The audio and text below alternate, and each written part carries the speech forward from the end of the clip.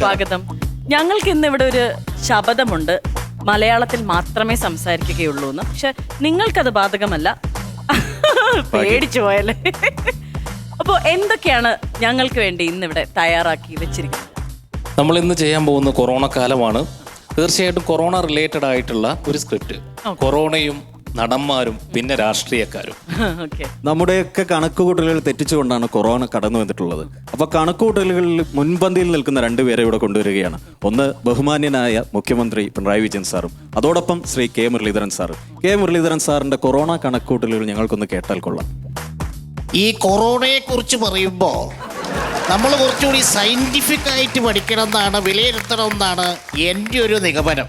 കാരണം സയന്റിഫിക് ആയിട്ട് പറയുമ്പോൾ 35 ഡിഗ്രി സെൻറ്റിഗ്രേഡിന് കൂടുതൽ ചൂടുള്ള കാലങ്ങളിൽ കൊറോണ വരില്ല. അപ്പോൾ കേരളത്തിൽ കൊറോണ വരില്ല എന്ന് തന്നെയാണ് എൻ്റെ ഒരു കണക്ക് കൂട്ടൽ. നമ്മൾ വളരെ ഗൗരവമുള്ള ഒരവസ്ഥയിലൂടെയാണ് സംസ്ഥാനം കടന്നു പോകുന്നത്. ഇന്ന് സംസ്ഥാനത്ത് 42,828 കേസുകളാണ് റിപ്പോർട്ട് ചെയ്തിട്ടുള്ളത്. അതോടുകൂടി കേരള സംസ്ഥാനം കൊറോണ വ്യാപനത്തിന്റെ കേസിലും 1-ാം സ്ഥാനത്തെത്തിയതായി നിങ്ങളെ അറിയിക്കുകയാണ്. അങ്ങനെ വരാനുള്ള ചാൻസ് ഇല്ലല്ലോ. കണക്ക് പുറത്ത്. അപ്പൊ കൊറോണ കാലം കഴിഞ്ഞ് നമുക്ക് പിന്നെ കിട്ടിയത് ഒരുപാട് മുന്നറിയിപ്പുകളാണ്. ഇന്ന് നമുക്ക് വേണ്ടി കൊറോണയുടെ മുന്നറിയിപ്പ് തരാൻ എത്തുന്നത് രാഷ്ട്രീയത്തിലെ 2 പ്രഗത്ഭന്മാരാണ്. ഒന്ന് ആര്യാടൻ മുഹമ്മദ് സാറും മറ്റൊന്ന് നമ്മുടെ മലപ്പുറത്തിന്റെ കുഞ്ഞാപ്പ എന്നറിയപ്പെടുന്ന PK കുഞ്ഞാലിക്കുട്ടി സാറുമാണ്. അപ്പൊ ആര്യാടൻ സാറേ, എന്താണ് പറയാനുള്ളത്? അത് ഞാൻ പറയട്ടെ, നിങ്ങളെല്ലാവരും N95 മാസ്ക് നിർബന്ധമായിട്ടിടണം. കാരണം അത് ഇട്ട് കഴിഞ്ഞാൽ നിങ്ങൾക്ക് ഇപ്പം മൂക്കും വായും മാത്രമേ മൂടേണ്ടതുള്ളൂ. അതല്ല, അതിട്ടില്ലേൽ നിങ്ങൾക്ക് നിങ്ങളെ മൊത്തമായിട്ട് അങ്ങോട്ട് മൂടേണ്ടി വരും. മാത്രല്ല സാർ, ഞാൻ പറയട്ടെ, ഇപ്പൊ കൊറോണ അല്ല സാറേ പ്രശ്നം, കൊറോണ അല്ല പ്രശ്നം. ഒന്നും പറഞ്ഞാൽ കേൾക്കാത്ത കുറേ എണ്ണുണ്ട്. ഓലാണ് ഇപ്പൊ കുഴപ്പക്കാര്. ബാക്കിമ്പളെ സാഹിബ് പറയും. ആര്യാടൻ പറഞ്ഞതിനോട് ഞാൻ 100% യോജിക്കുന്നു. കാരണം ഡെഫിനറ്റ്ലി കൊറോണയാണ്. നമ്മൾ മാസ്ക് യൂസ് ചെയ്യണം, സാനിറ്റൈസർ യൂസ് ചെയ്യണം. പിന്നെ എൻ്റെ ഒരു പേഴ്സണൽ അഭിപ്രായം എന്ന് പറയുമ്പോൾ നമ്മൾ യാതൊരു വിധത്തിലുള്ള തണുത്ത ഭക്ഷണം കഴിക്കാൻ പാടില്ല. Especially ice cream. Ice cream is very very very injurious to health. അത് പച്ചയായിട്ടുള്ളൊരു സത്യമാണ്, പച്ചയായിട്ടുള്ള സത്യം. അപ്പോൾ മുന്നറിയിപ്പ് കഴിഞ്ഞു കഴിഞ്ഞാൽ മുൻകരുതലുകളാണ്. അപ്പോൾ ഈ മുൻകരുതലുകളിൽ ഏറ്റവും പ്രധാനപ്പെട്ട ഒന്നാണ് സാനിറ്റൈസർ. ഇവിടെ ഞങ്ങൾ സാനിറ്റൈസറിന്റെ ബ്രാൻഡ് അംബാസഡേഴ്സ് ആയിട്ട് 2 പേരെ കൊണ്ടുവരികയാണ്. സിനിമയിൽ നിന്നും പ്രഗത്ഭനായ M.N. നമ്പ്യാർ സാറും രാഷ്ട്രീയത്തിൽ നിന്നും മറ്റൊരു പ്രഗത്ഭനായ M.M. മണി സാറും. അവരെ എന്തുകൊണ്ട് ഞങ്ങൾ സാനിറ്റൈസറിന്റെ ബ്രാൻഡ് അംബാസഡേഴ്സ് ആയിട്ട് തിരഞ്ഞെടുത്തു എന്നുള്ളതിന്റെ ഒരു വീഡിയോ കാണാം.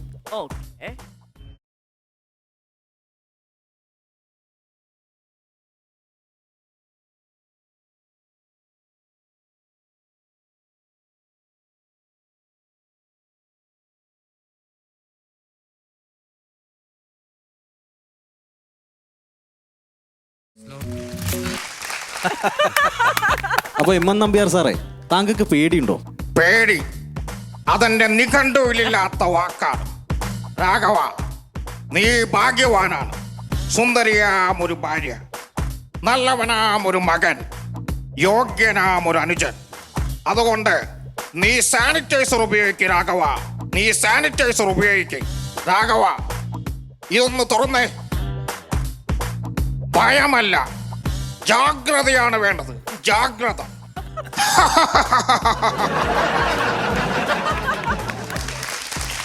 അപ്പൊ സിനിമാ ലോകത്ത് നിന്ന് M.N. നമ്പ്യാർ സാർ വന്നു. ഇനി രാഷ്ട്രീയത്തിൽ നിന്ന് മണി സാറേ. ഇപ്പോൾ ഇവിടെ എന്തോ ദുരന്തം ഉണ്ടായിക്കഴിഞ്ഞാലും ഞങ്ങൾ മനുഷ്യനിർമ്മിതമാണെന്നാണ് പ്രതിപക്ഷം ആരോപിക്കുന്നത്. അപ്പോൾ നമ്മുടെ ഈ ഒരു പ്രളയം ഉണ്ടായ സമയത്ത് തന്നെ ഞാൻ നിർമ്മിച്ചതാണെന്നാണ് യവന്മാർ പറഞ്ഞത്. അപ്പോൾ ഇനിയിപ്പോൾ വുഹാനിൽ നിന്നും വന്നിട്ടുള്ള കൊറോണ അത് ഞാൻ നിർമ്മിച്ചതാണെന്ന് യവന്മാർ പറഞ്ഞു കഴിഞ്ഞാൽ അവരെ ഞാൻ അങ്കുലി നിർമ്മിത ബാഷ്പീകരണ ലായകത്തിലിട്ട് മുക്കിക്കൊല്ലും. അല്ല സാറേ, ഇപ്പൊ ലാസ്റ്റ് പറഞ്ഞ എന്താ? ഇത് തന്നെ സാനിറ്റൈസർ ആയിരുന്നു. അപ്പം മുൻകരുതലുകൾക്ക് ശേഷം നമുക്ക് കൊറോണ വന്നു കഴിഞ്ഞാൽ തീർച്ചയായിട്ടും അതിന് പലതരത്തിലുള്ള സിംറ്റംസ് ആണ് ഉണ്ടാവുക. അപ്പൊ ഇവിടെ രണ്ട് പേർക്ക് ഒരേപോലുള്ള സിംറ്റംസ്, രണ്ടും രാഷ്ട്രീയക്കാരാണ്. അപ്പൊ എന്താ സിംറ്റംസ് എന്നല്ലേ, ഇവർക്ക് എന്ത് ചോദിച്ചാലും പരസ്പര വിരുദ്ധമായി സംസാരിക്കും. അപ്പൊ ആരൊക്കെയാണെന്നല്ലേ, നമ്മുടെ കോടിയേരി ബാലകൃഷ്ണൻ സാറും അതോടൊപ്പം തന്നെ നമ്മുടെ കേന്ദ്ര സഹമന്ത്രി വി മുരളീധരൻ സാറും. മുരളീധരൻ സാറേ, ഇന്ത്യയിൽ കൊറോണ കൂടുകയാണോ? അല്ല, ഇന്ത്യയിൽ കൊറോണ കുറയുകയാണ് ഉണ്ടായത്. അതിന്റെ 1% മാത്രമേ കൂടുന്നുള്ളൂ. അപ്പൊ WHO പറഞ്ഞതോ? അല്ല, WHO അങ്ങനെ പലതും പറയാം. അതായത് അന്താരാഷ്ട്ര വിപണിയിൽ കൊറോണ കുറയുന്ന സമയത്ത് അതിന്റെ ഒരു ചെറിയ ശതമാനം മാത്രമേ കൂടുന്നുള്ളൂ. അല്ലാതെ ടോട്ടലായിട്ട് വർധന ഉണ്ടാവുന്നില്ല. മനസ്സിലായില്ലേ? അപ്പൊ കൊടിയേരി സാറേ, സാർക്കും എന്തോ ഒന്ന് പറയാനില്ലേ കൊറോണയെ കുറിച്ച്? കേന്ദ്രത്തിൽ ഒരു മതനിരപേക്ഷ സർക്കാർ അധികാരത്തിൽ വരണം. അതിന് കേരളത്തിൽ കമ്മ്യൂണിസ്റ്റ് പാർട്ടി ജയിക്കണം. കമ്മ്യൂണിസ്റ്റ് പാർട്ടി ജയിച്ചാൽ മാത്രമേ നമുക്ക് ഈ ലോകത്ത് നിന്നും കൊറോണയെ തുരത്താൻ പറ്റുകയുള്ളൂ. അപ്പോൾ നമ്മൾ കൊറോണ വരാതിരിക്കാനുള്ള ഏറ്റവും പ്രധാനപ്പെട്ട ഒരു മാർഗം എന്ന് പറയുന്നത് ഇപ്പോൾ വാക്സിനേഷനാണ്. എനിക്ക് വാക്സിൻ വേണ്ട എന്ന് പറഞ്ഞ മലയാളി എൻ്റെ വാക്സിൻ എവിടെ എന്ന് പറഞ്ഞ് നെട്ടോട്ടം ഓടുന്ന ഒരു കാലഘട്ടത്തിലൂടെയാണ് നമ്മളിപ്പോൾ ജീവിച്ചുകൊണ്ടിരിക്കുന്നത്. അതുകൊണ്ട് ഇവിടെ കൊറോണയ്ക്ക് വാക്സിൻ എടുക്കാൻ വേണ്ടി ക്യൂ നിൽക്കുന്നത് മലയാള സിനിമയിൽ നിന്നും ബഹദൂർക്കായും രാഷ്ട്രീയത്തിൽ നിന്നും വെള്ളാപ്പള്ളി നടേശൻ സാറുമാണെങ്കിൽ നമുക്കൊന്ന് ശ്രദ്ധിക്കാം. ബഹദൂർക്ക, ഹലോ, അബൂഖാന്റെ വാക്സിൻ എപ്പോഴാണ്?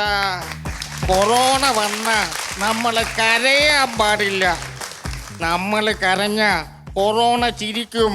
അതുകൊണ്ട് കരയരുത്, ചിരിക്കട കൊരങ്ങ മോറ. അങ്ങനെയല്ല, ഇങ്ങനെ ഹാ ഹാ ഹാ. അപ്പൊ വെള്ളാപ്പള്ളി സാർ, കോവിഷീൽഡ്, കോവാക്സിൻ, അതുപോലെ സ്പുട്നിക്, എന്തോരം ജാതി വാക്സിനുകളാണ് ഇപ്പോൾ ഇവിടെ വരുന്നത്. എനിക്ക് പറയാനുള്ളത്, ഒരു ജാതി, ഒരു മതം, ഒരു ദൈവം എന്നൊക്കെ പറയുന്ന പോലെ ഒരൊറ്റ ജാതി വാക്സിൻ മതി.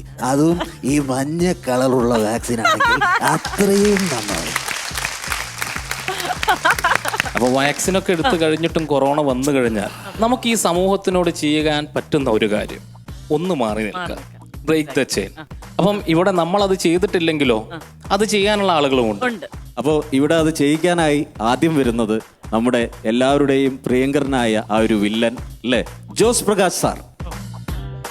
ലോക്ക്ഡൌണിൽ കറങ്ങി നടന്ന രാജ്യൻ പോലീസ് കസ്റ്റഡിയില് എന്തിനേയും നേരിടേണ്ടതുപോലെ നേരിട്ട് ശീലിച്ചിട്ടുള്ളവനാണ് ഈ ശ്രീധരൻ.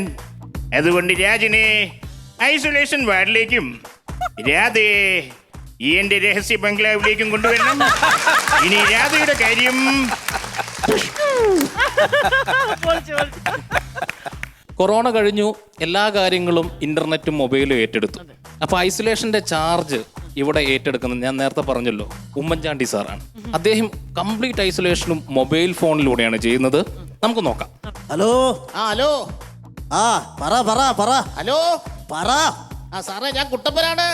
കുട്ടപ്പ, എന്താ വിളിച്ചത്? സാറേ, ഞാൻ പോസിറ്റീവായി സാറേ. നമ്മളെല്ലാവരും പോസിറ്റീവ് ആവണം കുട്ടപ്പ. അല്ല സാറേ, കോവിഡ് പോസിറ്റീവായെന്നാ പറഞ്ഞത്. കോവിഡ് പോസിറ്റീവ് ആണോ? അതെ. അതെ, കുട്ടപ്പൻ വാക്സിൻ എടുത്തായിരുന്നോ? അയ്യോ സാറേ, എനിക്കത് കിട്ടിയിട്ടില്ല. സാനിറ്റൈസർ യൂസ് ചെയ്തായിരുന്നോ? ഇല്ല സാറേ, ഞാനത് യൂസ് ചെയ്യാറില്ല. കയ്യെ സോപ്പും വെള്ളവും ഒക്കെ വെച്ച് കഴുകിയിട്ടുണ്ടായിരുന്നോ? സാർ, അത് എനിക്ക് മറന്നു പോയായിരുന്നു. ഇതെല്ലാം ചെയ്യണമെന്ന് കുട്ടപ്പൻ അറിയില്ലേ? അത് വ്യക്തമായിട്ട് അറിയാം സാറേ. എന്നാ പിന്നെ അനുഭവിച്ചോ. ഇപ്പോൾ ഏറ്റവും കൂടുതൽ ചർച്ച ചെയ്യപ്പെടുന്ന ഒരു സിനിമയാണ് മാലിക് എന്ന് പറയുന്ന സിനിമ. അപ്പൊ പണ്ട് കാലത്ത് ഈ മാലിക് ചെയ്തിരുന്നെങ്കിൽ തീർച്ചയായിട്ടും അത് മധുസാറും നസീർ സാറും തന്നെ ആയിരിക്കും. അപ്പൊ നമുക്കൊന്ന് നോക്കാം. സുലൈമാനെ, ചന്ദ്രൻ തെറ്റ് ചെയ്തിട്ടുണ്ടെങ്കിൽ അയാളെ നിയമത്തിന്റെ വഴിക്ക് വിടണം. നിന്റെയൊക്കെ കൂടെ നിന്നവളാണ് ഞാൻ. ഇനി അതല്ല, അയാളെ നീ കൊന്നിട്ടുണ്ടെങ്കിൽ ഇവിടുന്ന് ഞാൻ ഇറങ്ങുമ്പോ നീയും എന്റെ കൂടെ വരണം. ഷാറിനോട് ഞാൻ പണ്ടേ പറഞ്ഞതല്ലോ, പള്ളിക്ക് മുമ്പിൽ നിന്നാണ് ഞാൻ പറയുന്നത്. പള്ളിക്ക് മുമ്പിൽ നിന്ന് ഞാൻ കള്ളം പറയില്ല. കള്ളം പറഞ്ഞാൽ എന്റെ കണ്ണ് താഴും. ഇതേ ഇങ്ങനെ. സാറേ, കൊന്നത് ഞാൻ തന്നെയാ. ഈ രമദ പള്ളിക്കാർക്കിടയിൽ നിന്നും എന്നെ കൊണ്ടുപോകാൻ പറ്റുമെങ്കിൽ സാറ് കൊണ്ടുപോയിക്കോളിൻ. ഏത് ഗംഭീരായിരുന്നു, ഗംഭീരം.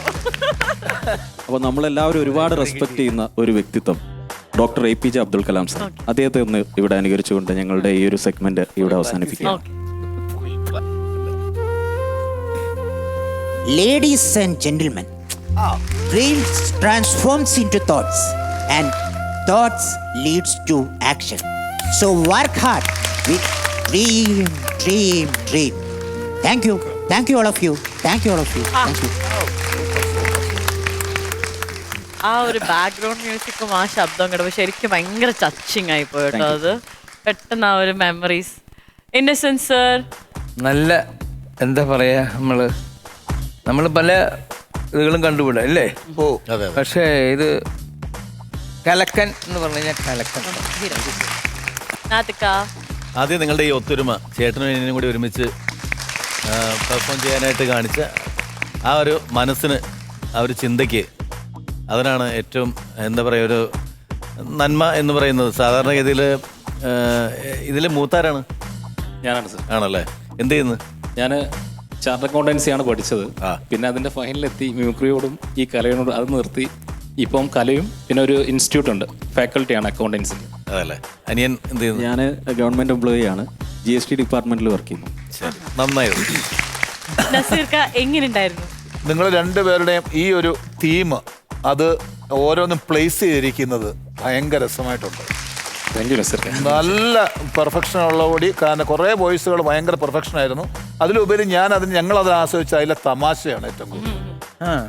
അതൊരു ഭയങ്കര അധ്വാനമുള്ള പണിയാണ്.